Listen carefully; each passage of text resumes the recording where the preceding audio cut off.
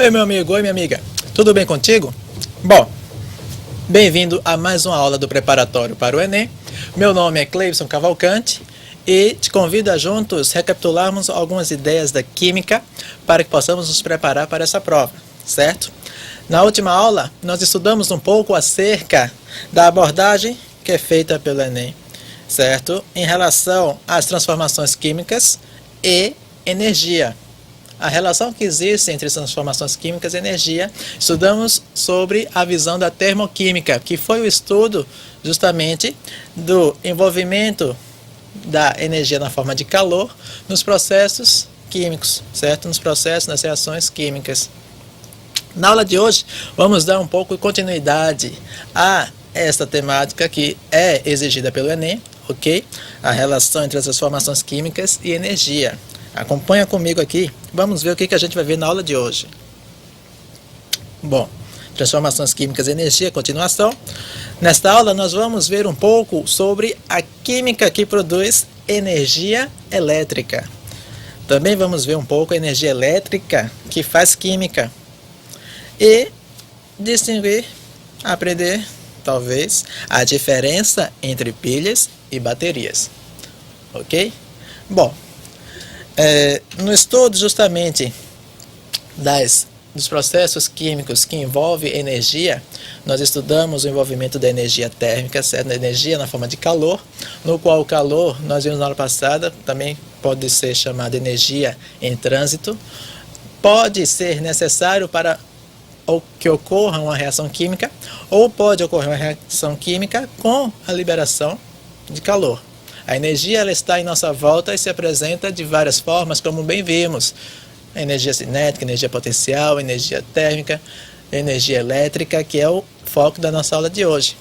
Por exemplo, você já imaginou o que seria, certo, de sua vida hoje se não houvesse um meio de que equipamentos pudessem estar ligados fora da tomada?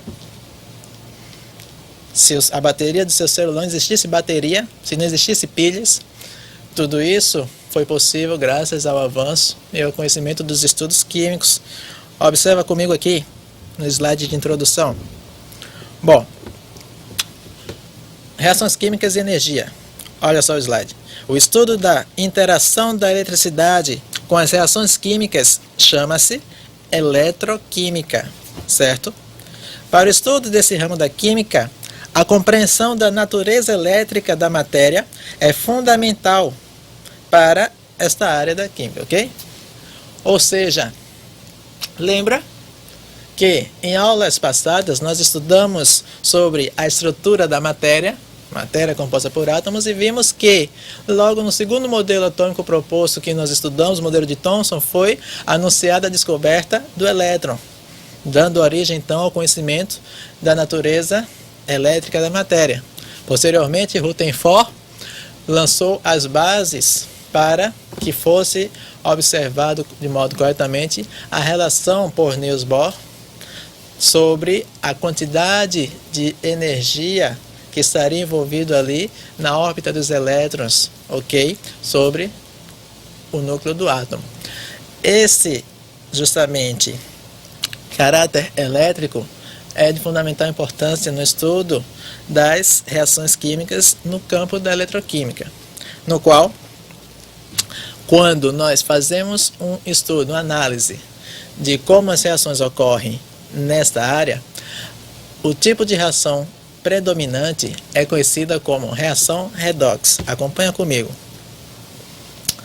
As reações redox, também conhecidas como reações de óxido-redução, são aquelas que envolvem perda e ganho de elétrons.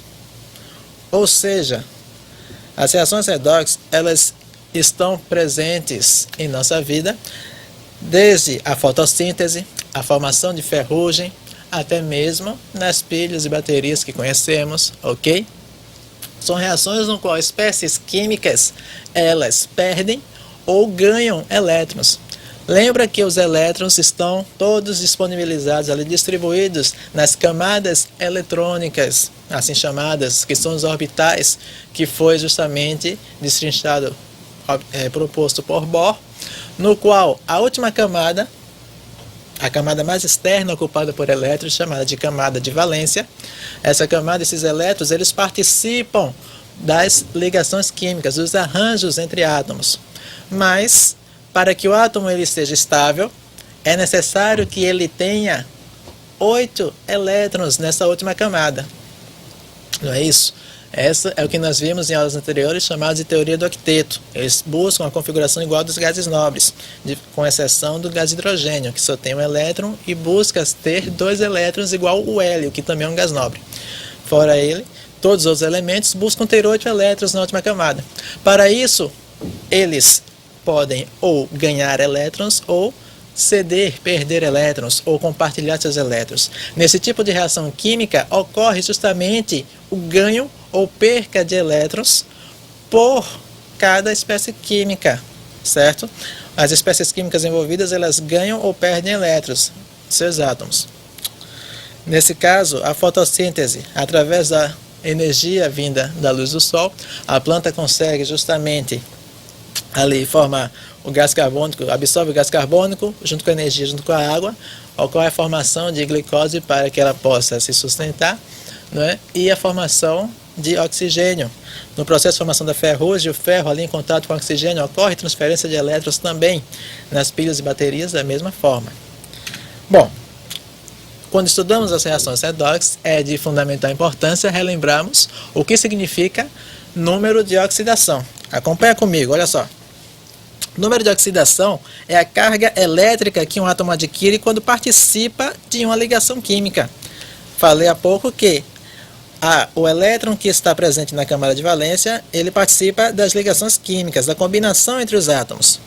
E a partir do momento em que os átomos se unem, passam a ter o que é chamado de número de oxidação. A carga que esse átomo ele vai adquirir. Olha para mim rapidinho.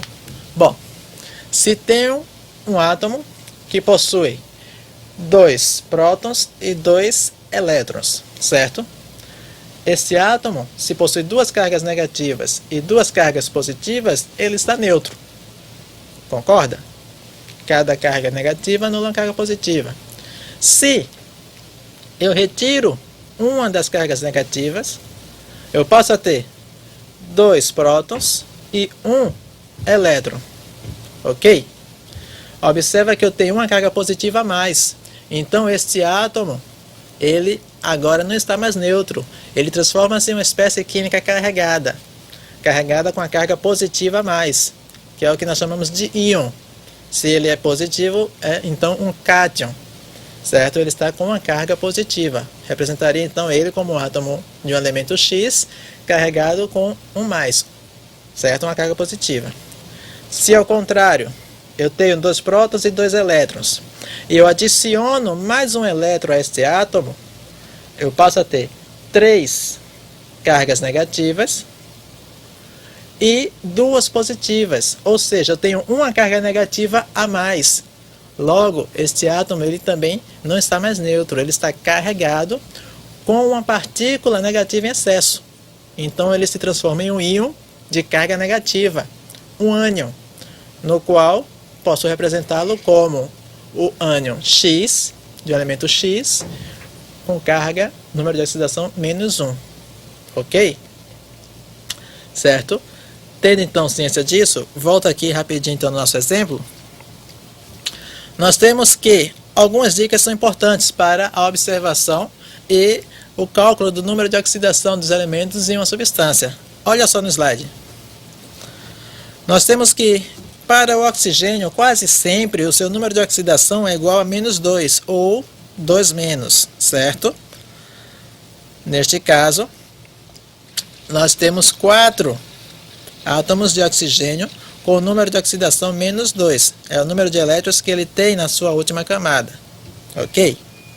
O hidrogênio quase sempre tem número de oxidação, o NOx, igual a +1.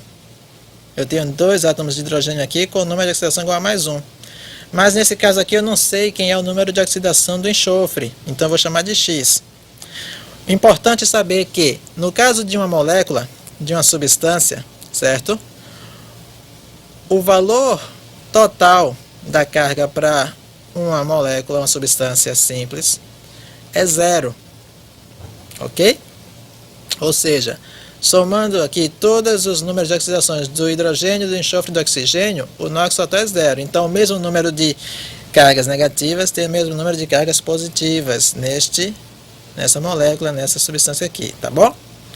Então, como que a gente faz para encontrar o número de oxidação do elemento que não conhecemos? Simples. Sabendo que na maioria das vezes o número de oxidação do oxigênio é menos 2, com exceção dos peróxidos, no qual seria menos 1. Se eu tenho 4 oxigênio, eu multiplico 4 vezes a carga dele. O hidrogênio, eu tenho 2 átomos de hidrogênio, então eu multiplico 2 vezes o número de oxidação de hidrogênio. Então é o NOx desse, 2 vezes 1, mais o número de oxidação do enxofre, que eu não sei quem é, que é X, mais o número de oxidação do oxigênio, que como eu tenho 4 oxigênio, é 4 vezes menos 2. Isso me dá uma equação, do qual, resolvendo a equação, encontro o valor de X, que é igual a 6. Ou seja, para descobrir o número de oxidação de um elemento químico, basta fazer a soma dos números de oxidações de todos os átomos que estão envolvidos nesta molécula, nesta espécie química. Tá bom? Ok? Bom, a partir disso então, tendo em mente a questão do que é número de oxidação e como é calculado o número de oxidação, podemos definir como são classificados. As reações do tipo oxirredução ocorrem então pode ocorrer então duas formas, dois processos. Pode ocorrer o fenômeno que é chamado de oxidação e o fenômeno que é chamado de redução. Observa aqui, ó. O processo de oxidação significa perda de elétrons, ou seja, quando uma espécie química ela perde elétrons. O zinco, ele perdeu 2 elétrons, 2 cargas negativas. Então o zinco transformou-se no cátion zinco 2 mais, com 2 cargas positivas, certo? Por ter perdido 2 cargas negativas. Essa é uma semi-reação de oxidação.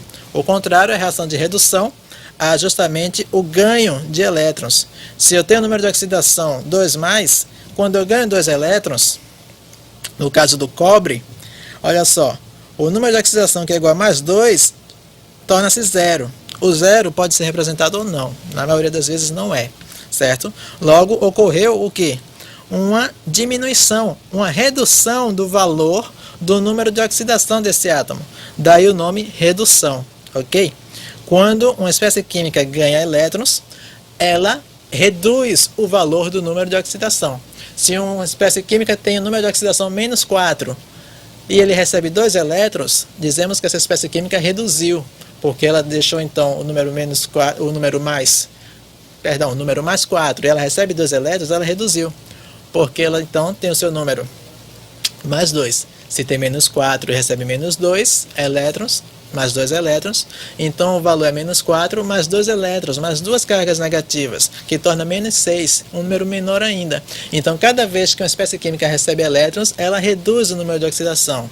Por isso, dá-se o nome de redução. Quando uma espécie química livra-se de elétrons, ela oxida, ok?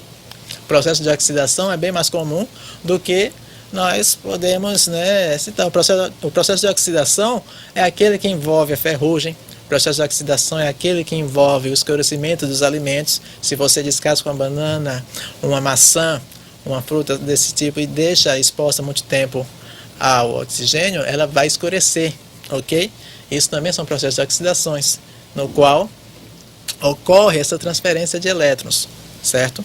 E a reação oxirredução, ou a reação redox completa, pode ser representada desta forma aqui. A espécie química, uma aqui oxida e a outra aqui reduz, certo?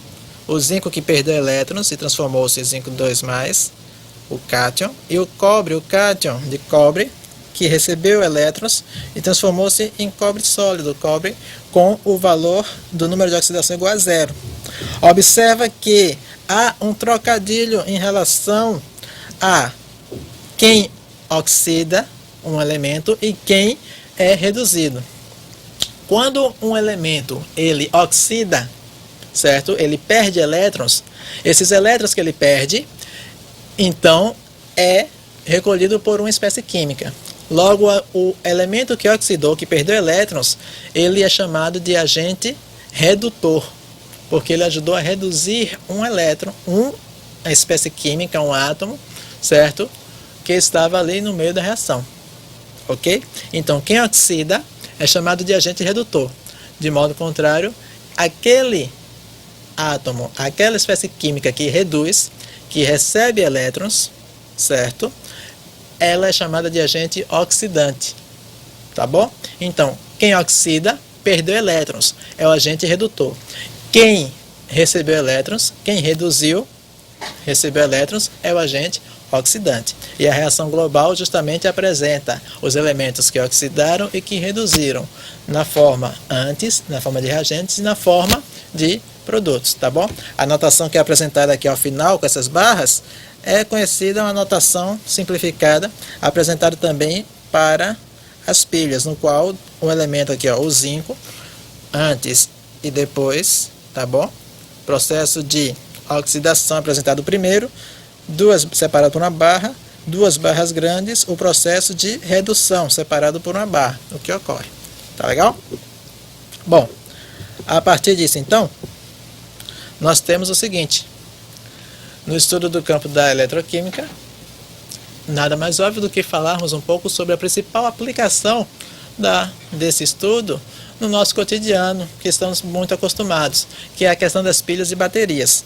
Olha só, uma pilha, que também recebe o nome de célula galvânica, ela é nada mais nada menos do que um aparato, digamos, dispositivo, acompanha comigo aqui no slide, um dispositivo no qual a reação química espontânea é usada para gerar uma corrente elétrica.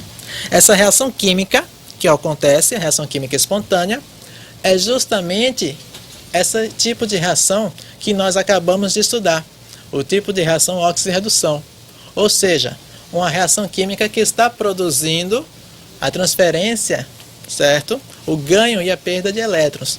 Esse fluxo de ganho e perda pode gerar justamente o fluxo de elétrons, que é o que nós conhecemos como corrente elétrica, certo? É mais facilmente entendido como energia elétrica, tá bom?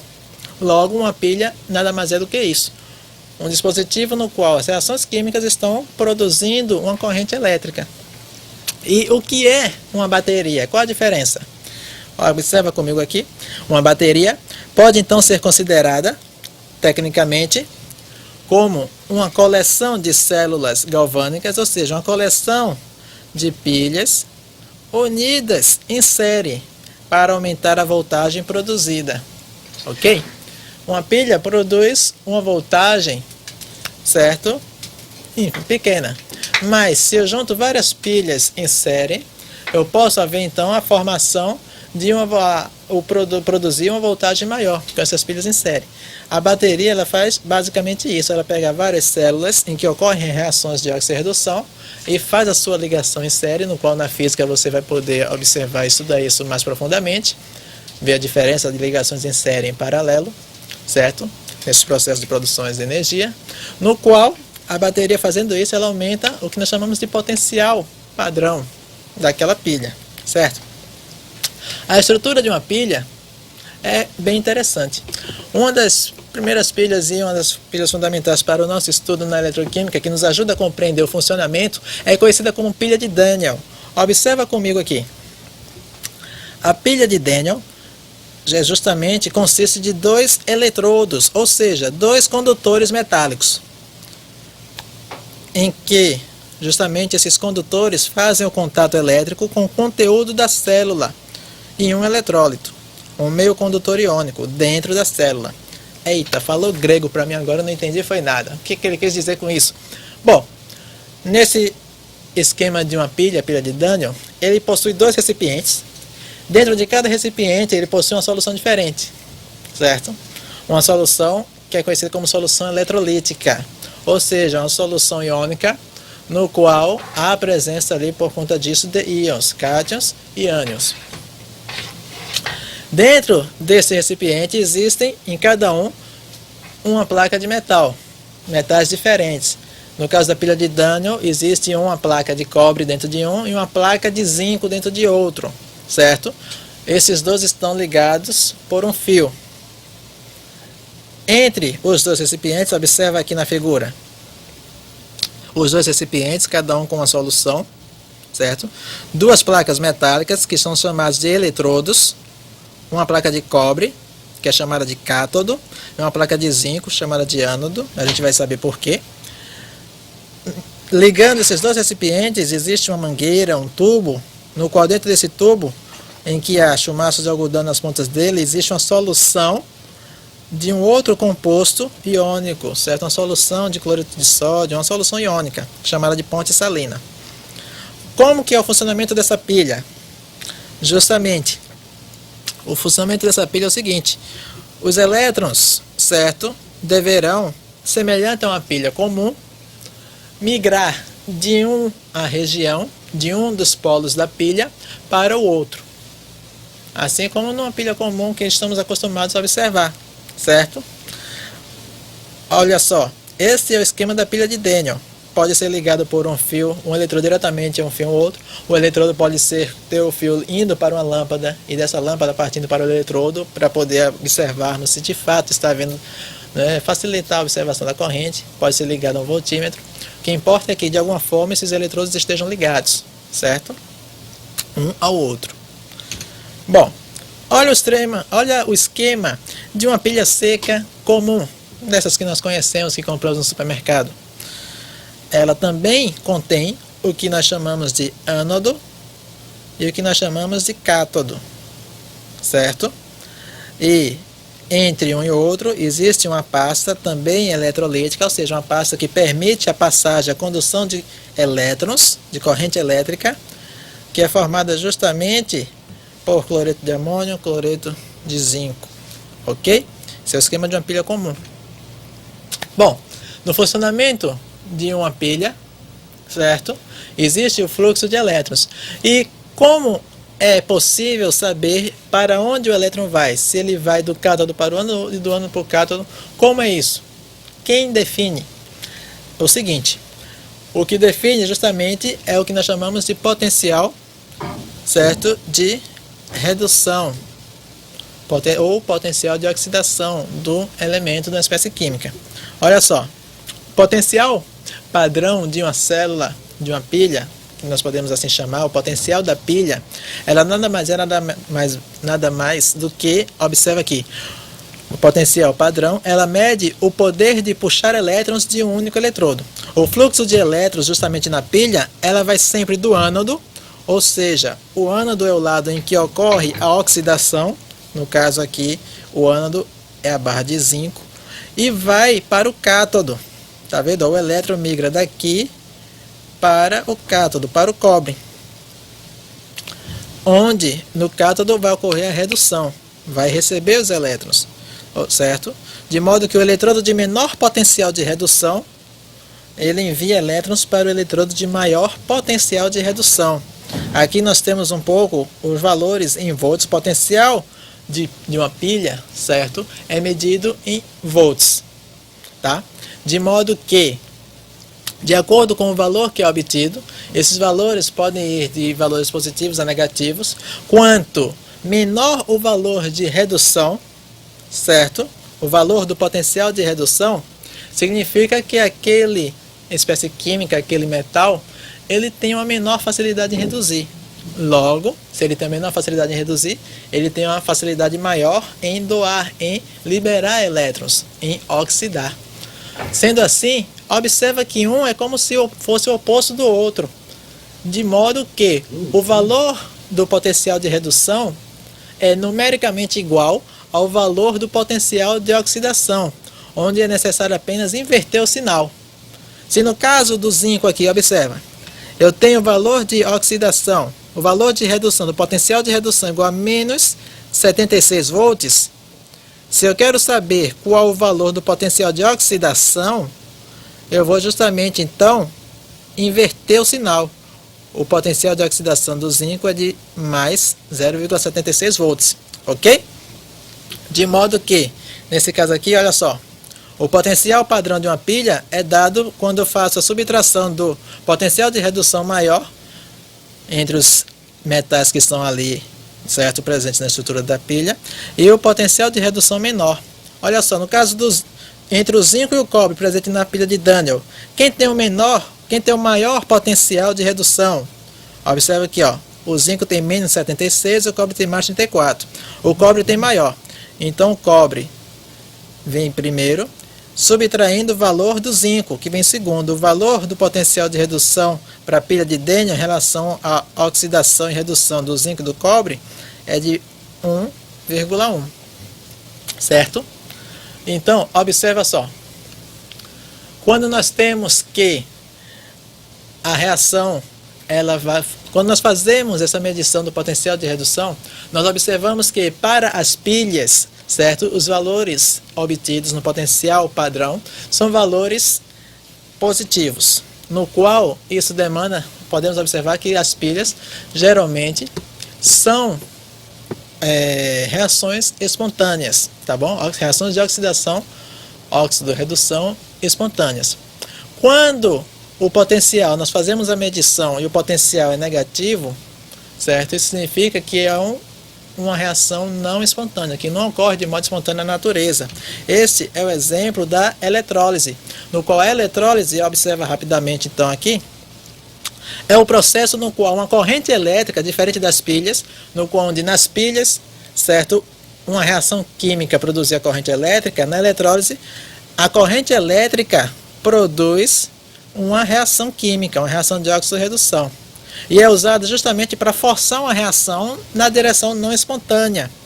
Por exemplo, na forma de obtenção, certo, do sódio metálico a partir do cloreto de sódio, do sal de cozinha.